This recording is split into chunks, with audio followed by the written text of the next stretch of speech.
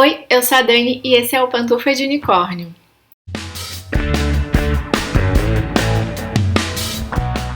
Hoje é dia de mais um Arte Imita a Vida e a gente escolheu para falar hoje o filme Cidade Cinza. Na verdade, Cidade Cinza é um documentário. Quando a gente pensa em documentário, já vem à nossa mente essa peça artística que geralmente tenta retratar algum aspecto da nossa realidade. Seja um acontecimento histórico, uma pessoa. Geralmente essa é a nossa primeira ideia a respeito de um documentário, algo que já às vezes tem um papel meio investigativo, de retratar algo que é real, né? E a gente aqui, embora aqui a gente seja um pouco leigo em relação a essa questão da produção cinematográfica, a gente pesquisou um pouco e a gente viu que no início realmente os documentários eles tinham essa característica, né, de ser uma ferramenta de investigação. Mas essa definição como uma ferramenta de investigação, ela acabou perdendo um pouco de espaço, porque hoje a gente tem concepções narrativas de documentário que são mais criativas. Recentemente a gente tem uma expansão dessa cultura do documentário. E às vezes próprias obras ficcionais acabam usando um pouco da linguagem do documentário, então essas concepções vão se misturando um pouco e as linguagens vão se misturando, né? Então às vezes você tem ficção que tem elementos que parecem de documentário, às vezes tem documentários que também bebem dessa fonte de uma narrativa mais ficcional, então é um pouco mais complexo falar num conceito do que é um documentário hoje em dia. E por isso a gente resolveu fazer o nosso Arte Imita a Vida de hoje, tendo como base a obra Cidade Cinza, que é um documentário, mas a gente escolheu ele para falar, é claro, dos temas que são um pouco centrais ali nesse documentário, mas também extrapolando o recorte fático que o documentário nos traz e falando um pouco mais de outros elementos ali que se relacionam com o que essa obra apresenta pra gente. Cidade Cinza é um documentário nacional, é uma produção independente, ela foi lançada no ano de 2013, foi lançada gratuitamente para o público e em 2014, no final de 2014, foi lançado também um DVD desse documentário.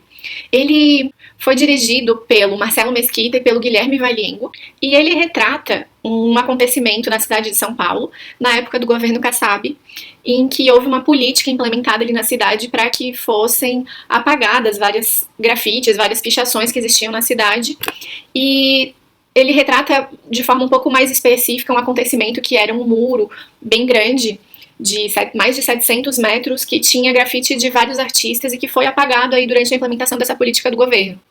Como esse muro ele continha assim, a arte de alguns artistas que na época já tinham inclusive trabalhos reconhecidos internacionalmente, estavam recebendo convites aí para pintar espaços de outras cidades no mundo, né, às vezes locais bastante prestigiados que já eram reconhecidos por esse trabalho, acabou repercutindo de maneira muito negativa essa ação da prefeitura de apagar aquele muro que tinha já desenhos de artistas que internacionalmente eram reconhecidos e que daí aqui no Brasil, e que daí aqui na sua casa, né, tiveram seus trabalhos apagados pela prefeitura. E por conta dessa repercussão negativa que acabou gerando na sociedade, a prefeitura acabou se manifestando, né, se posicionando, explicando que aquele muro especificamente tinha sido um engano, que não era para ter sido apagado, e aí convidou esses artistas para que eles refizessem, né, as suas artes ali e pintassem novamente o muro, não deixassem aquele espaço grande cinza. Então o documentário ele mostra mais ou menos o que aconteceu e ele vai acompanhando, né, esse trabalho de repintura desse muro e fazendo entrevistas com esses artistas, conversando com eles um pouco sobre a história deles, sobre a motivação, sobre quem eles são, né? Então esse é o cenário aí que é apresentado pra gente no Cidade Cinza.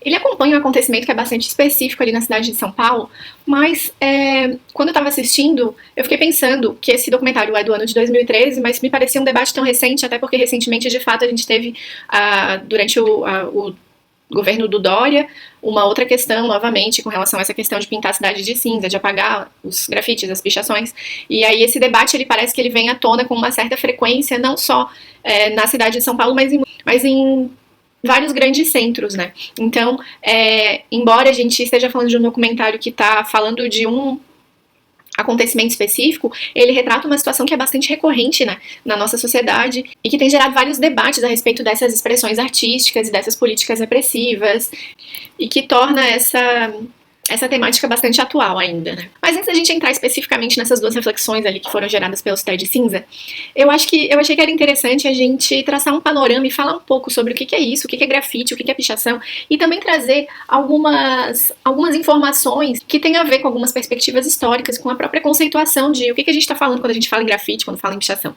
Existe quem faça esse tipo de distinção a respeito de grafite e de pichação.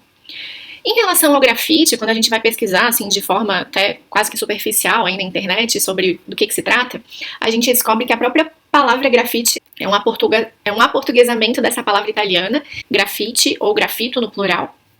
E ela vem com esse significado de ser uma inscrição feita em paredes e que e a existência disso remonta à antiguidade, remonta ao Império Romano. Há esse senso, né, de que considera esse grafite algum tipo de inscrição que seja caligrafada ou mesmo algum tipo de desenho pintado nessas paredes que não são propriamente destinadas para que seja feito um desenho, para que seja passada uma mensagem. A questão de como que essa atividade é vista socialmente depende um pouco do contexto histórico, do momento político vivido. Por algum tempo e por alguns períodos isso foi considerado irrelevante, e aí a gente tem momentos e espaços em que essa ação é considerada como uma contravenção, mas hoje já existe Mas hoje o grafite ele é já incluído nesse espectro de artes visuais, considerado como uma arte urbana, que consiste nisso de o artista aproveitar espaços públicos e criando, né, uma linguagem que é intencional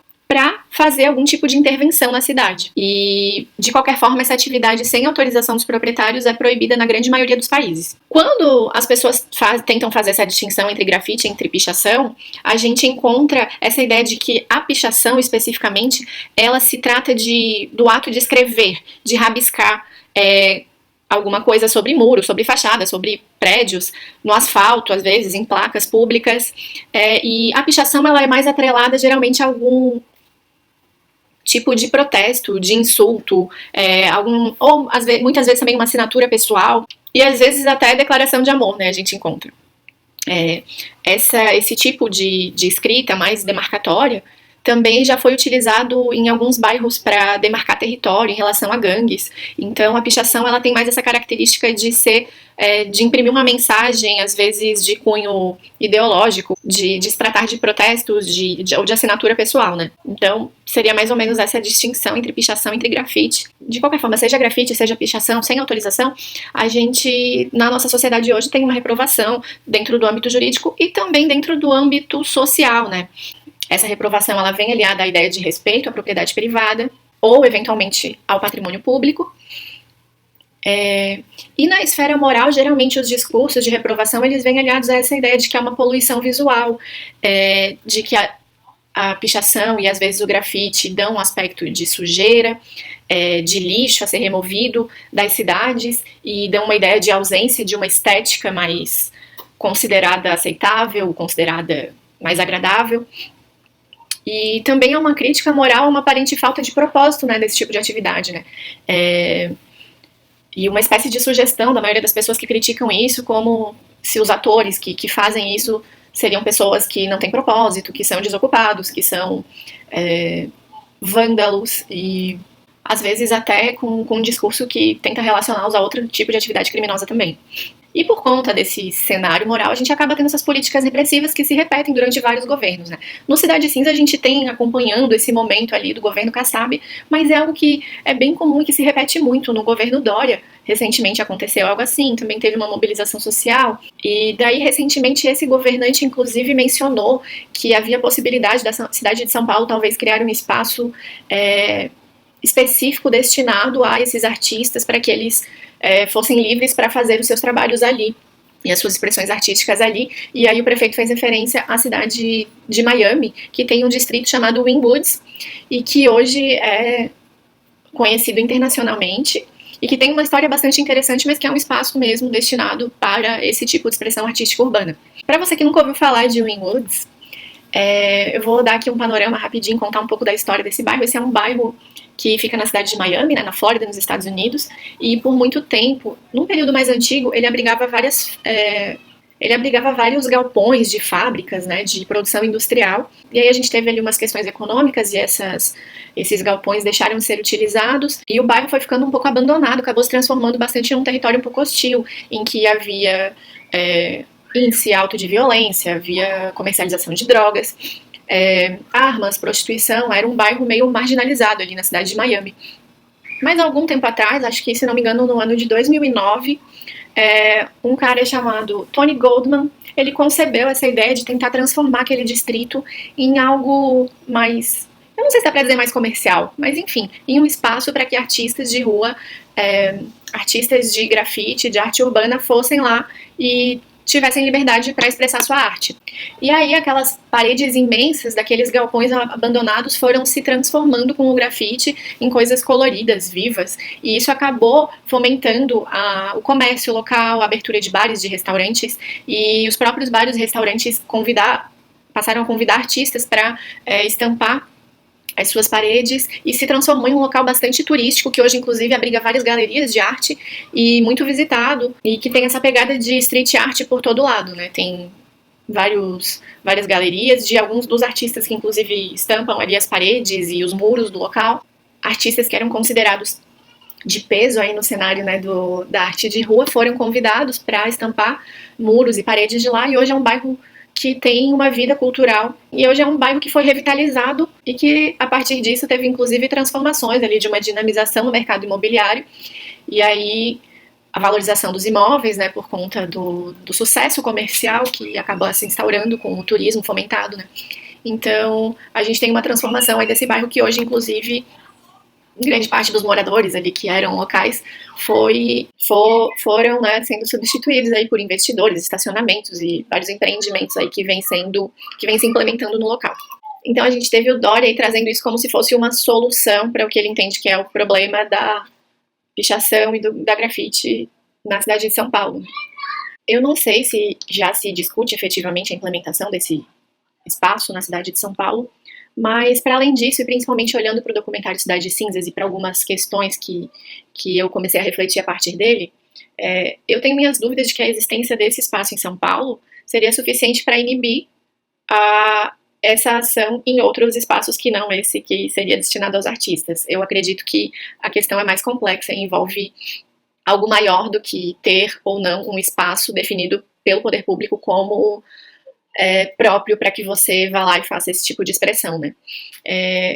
Eu acho que assistindo a Cidade Cinza tiveram duas coisas que me vieram à mente. A primeira delas é em relação a algo que é comum, né, quando se pensa um pouco sobre arte, que é a própria noção de arte, né? É muito difícil de trazer uma definição do que é arte, e então detectar o que é arte, seja num grafite, numa pichação, ou em um quadro, ou em algum tipo de manifestação humana, é bastante complexo. Isso é complexo para pessoas comuns, para pessoas inclusive que são acadêmicas e que estudam arte, e também essa dificuldade também vai se expressar em relação aos nossos políticos, né, e a maioria da sociedade.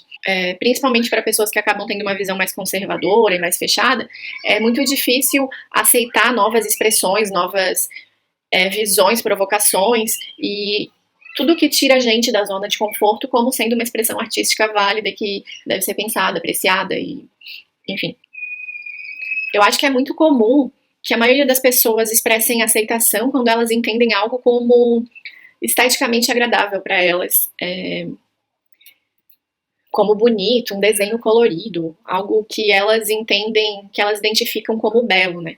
Agora, quando algum tipo de expressão não está alinhado com essa ideia de estética e de beleza, às vezes as pessoas têm dificuldade de entender aquilo como uma expressão artística, né? E esse é um aspecto que eu acho que é bastante interessante pra gente pensar a respeito da pichação e do grafite. Cada artista, cada pessoa que faz isso tem uma intenção de comunicar algo ali, né?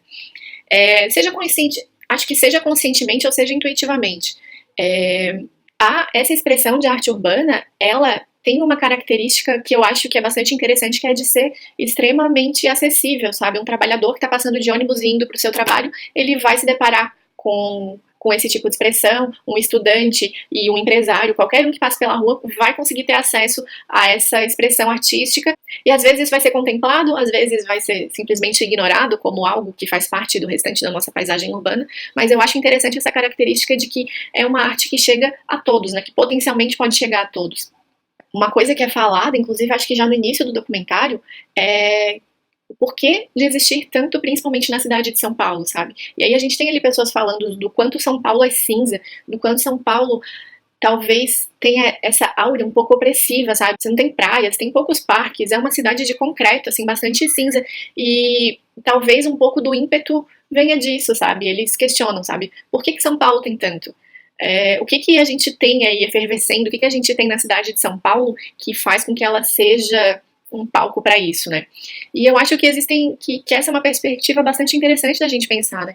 Por que aquelas pessoas estão fazendo isso? O que leva elas a quererem fazer isso? E aí eu acho que não existe uma resposta única, eu acho que cada ator aí que vai atuar nesse cenário urbano vai ter um ímpeto, uma motivação diferente. Eu acho que em alguns aspectos talvez a gente possa pensar se essas pessoas não estão querendo afirmar a própria existência, querendo desafiar algo, sabe? Quando a gente olha para um prédio super alto e de repente tem lá uma assinatura lá em cima, isso não é uma forma de mostrar sua presença. Talvez a gente não veja essas pessoas quando a gente está no nosso dia a dia, indo para o nosso trabalho, mas elas existem e elas estão ali se expressando, né?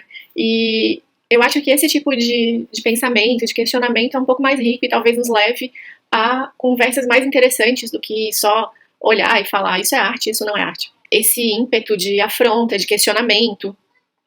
E também é algo que, inclusive, se a gente for pensar historicamente, está muito relacionado, sabe, a essa prática de pichação. Eu estava lendo que em antigas civilizações, inclusive em Pompeia, que é aquela cidade que fica na Itália, e que é uma cidade bastante antiga, de 79 depois de Cristo, e que ela se encontra bastante preservada porque ela foi atingida porque ela foi vítima do vulcão, né, que entrou em erupção, o Vesúvio, e aí acabou se preservando bastante coisas da cidade por conta da lava e das cinzas do vulcão. E historiadores identificaram que existia nos muros dessa cidade todo tipo de pichação, xingamentos, propaganda política, anúncio, tinha de tudo. Pensando ainda na história, mesmo na Idade Média, na época em que as bruxas eram queimadas, a gente tinha também expressões de pichação que eram realizadas por padres de conventos que eram rivais e querendo expor a sua ideologia, querendo expor críticas a governantes, a ditadores, a pessoas, a instituições que eles queriam difamar. Depois da Segunda Guerra Mundial, quando se identifica que essa prática se tornou um pouco mais fácil por conta da criação dos sprays em aerosol, o que dava mais mobilidade, mais agilidade para as pessoas que queriam pichar. Durante a revolta estudantil em Paris, em 68, todas as ideias de liberdade dos estudantes eram também difundidas por meio de pichações nos muros. No Brasil, durante os anos da ditadura militar, a gente tem também essa prática, sabe, sendo utilizada como um veículo de contestação ao regime e era absolutamente intolerada e censurada, né? Também aconteceu isso de forma similar na Alemanha, que em Berlim o lado oriental era limpo e intacto, e o lado ocidental era cheio de pichação. Era colorido, cheio de pichação, cheio de escrito, cheio de ideias, né, mostrando bastante dessa expressão e dessa liberdade de expressão das pessoas. E aí eu fico pensando se a existência de um espaço específico para que esses artistas desenvolvam a sua arte, se em algum aspecto ela não pode, inclusive, contrastar com esse ímpeto transgressor que muitos deles acabam querendo expressar. Mas, por outro lado, também, se você vai até o Inwoods e você entra principalmente nas galerias, ou mesmo olha para as paredes, eu acho que esse alcance que os artistas acabam tendo um pouco maior, sabe, com esse espaço, acaba também possibilitando que a arte deles chegue a mais pessoas, talvez, que eles consigam expressar, às vezes, que eles consigam expressar a sua arte, a sua ideologia, às vezes chegando a mais pessoas também, né? Então eu acho que existem esses dois lados em relação a essa ideia de construção de um espaço artificialmente criado para que a arte urbana se desenvolva. Uma outra coisa que eu acho que é interessante a gente pensar em relação ao que leva essas pessoas a picharem, a fazerem grafite, é algo que eu acho que às vezes foge assim, do conhecimento e da compreensão da maioria das pessoas, que é a existência de uma própria lógica interna entre esses atores aí dessa cena da pichação, sabe? Existe um tipo de comunicação que às vezes é destinada só a eles, uns aos outros, aos seus pares. O desenvolvimento de um estilo próprio, sabe, alcançar um prestígio que às vezes não vai ser alcançado em relação a toda a sociedade, porque a maioria das pessoas não vai conseguir nem entender o que eles estão querendo expressar, mas em relação a essas pessoas, a esses atores, eles têm ali um código entre eles, algo muito próprio, uma espécie de hierarquia também que vai sendo alcançada, com um prestígio, um respeito por talvez conseguir desafiar, chegar em determinados lugares, ou mesmo por desenvolver uma técnica, um estilo próprio que é admirado pelos outros, sabe? Então existe ali um componente social entre essas pessoas que foge, às vezes, da nossa capacidade de compreensão, mas que eu considero também bastante interessante, sabe? Um código próprio entre eles. Eu acho isso bastante fascinante. Existe também aqueles que vão querer realmente afrontar paradigmas, ideologias que estejam vigentes. E então nem sempre o que a gente vai encontrar vai ser vai ter o intuito de ser feito para nos agradar. E nesse sentido, nem sempre um grande artista, um grande grafiteiro, a produção de um cara desses, que seja muito talentoso, vai ser algo que vai ser agradável aos nossos olhos. Às vezes a mensagem que eles querem passar não tem esse conteúdo. E eu acho que um dos exemplos disso é o próprio Banksy, que é internacionalmente conhecido, é o pseudônimo de um artista, ou de vários artistas, na verdade ninguém sabe quem é ele, mas que, ou ela, né? Ninguém sabe quem é ele ou ela, mas que ganhou muita visibilidade principalmente por conta de um trabalho que tem uma característica de bastante crítica social, com trabalhos que expressam assim uma aversão à autoridade, a poder. E ele tem essa imagem que é bastante forte da menina vítima da bomba, de mãos dadas com Ronald McDonald e com Mickey Mouse, e várias outras que reforçam, sabe, essa ideia de crítica social e que fazem e que impactam sempre e que acabam tendo repercussão geralmente no mundo inteiro. Então eu acho que é algo pra gente pensar também, sabe? Nem toda expressão artística ela vai ter a intenção de nos dar conforto. Às vezes o que o artista quer de fato é confrontar. E assistindo Cidade Cinza, algo que eu fiquei pensando e que me deixa bastante intrigada é que toda vez que a gente vai estudar algum movimento artístico, que a gente visita algum museu, eu pelo menos fico sempre pensando sobre como as pessoas que eram contemporâneas àquela produção artística geralmente não eram capazes de compreender a complexidade ou de interpretar da forma que posteriormente passou a se entender aquela expressão artística, né, aquele ímpeto dos artistas. E toda vez que eu me deparo com grafite, com pichação, cenário urbano que a gente tem atualmente, eu fico me questionando, sabe? O que será que eu não estou sendo capaz de entender agora? Será que a gente está sendo capaz de interpretar essas expressões, captando um pouco da essência delas e o que elas são capazes de representar a respeito da nossa própria sociedade? Esses foram alguns aspectos aí da nossa história do mundo que se relacionam com o grafite, com as pichações. Eu vou deixar aqui embaixo alguns links. Existe uma entrevista muito legal de um dos diretores, acho que é do Guilherme Valiengo, no canal da Vivi Eu Vi, que é um canal aqui do YouTube, em que se fala bastante de arte. Eu achei que é uma entrevista bem interessante, que ele fala bastante sobre essa questão de se perguntar do porquê que a gente tem tanto isso em São Paulo, sabe? E ele fala um pouco também da produção do documentário e da história do contato que ele tem com grafite, com pichações. Vou deixar um vídeo também de um outro canal em que ele fala de pichação e de grafite, de qual a diferença, e conta um pouquinho também da história em relação de aspectos históricos relacionados a isso. Algumas informações que eu reproduzi aqui no vídeo, inclusive eu tirei desse outro vídeo. E outras das informações aqui que eu reproduzi no vídeo eu retirei de um trabalho acadêmico, uma dissertação de mestrado do Davi da Costa Guiar de Souza.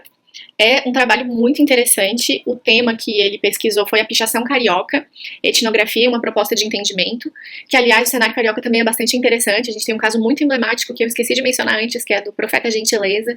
Se você nunca ouviu falar, essa história é muito bacana. Eu vou deixar um link aqui também de uma entrevista com a Marisa Monte. O Profeta Gentileza e o caso envolvendo o Profeta Gentileza foi o que inspirou a Marisa Monte a escrever uma música que eu gosto muito, uma música muito boa, e que eu vou deixar aqui o link de uma entrevista em que ela conta um pouco a história do Gentileza e como que ela teve a inspiração para escrever essa música, mas que basicamente reproduz essa ideia de alguém que vai lá e que ocupa esse espaço urbano para deixar palavras escritas, no caso, se tratando do Profeta Gentileza, na palavras de amor, o famoso gentileza gera gentileza, e toda uma filosofia de pacifista que ele começou a pintar e a deixar ali impressa nesses espaços públicos do Rio de Janeiro, e que também, depois do falecimento dele, houve um movimento para pintar esses espaços, também gerou uma comoção social, e aí a gente já sabe as coisas que acontecem, né? Então é uma história que se repete, né? E a gente segue conversando sobre isso, sobre essas expressões artísticas. E se você tem algo para acrescentar, alguma coisa que você acha interessante compartilhar, deixa aqui nos comentários pra gente. Esse foi mais um Arte Imita a Vida. Recomendamos que você assista ao Cidade Cinza. É uma obra que é interessante também pra gente conhecer um pouco de alguns artistas brasileiros que hoje são reconhecidos internacionalmente por trabalhos que eles fazem e que às vezes a gente aqui dentro não dá valor e começa só a dar valor depois que internacionalmente eles são reconhecidos, né? Esse é um fenômeno também bastante comum no Brasil, mas pra gente pensar sobre o que a gente considera, o que a gente valoriza e considera artístico, né? Então se você curtiu, dá um like aqui pra gente, se inscreve no canal que a gente tá precisando de inscritos e a gente se vê nos próximos vídeos. Tchau!